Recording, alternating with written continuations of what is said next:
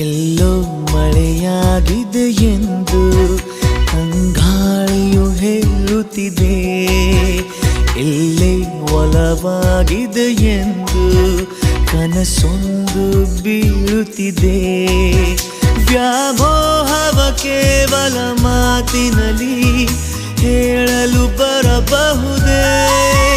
ನಿನ್ನ ನೋಡಿದ ಮೇಲೆಯೂ ಪ್ರೀತಿಯಲ್ಲಿ ಬೀಳದೆ ಇರಬಹುದೇ?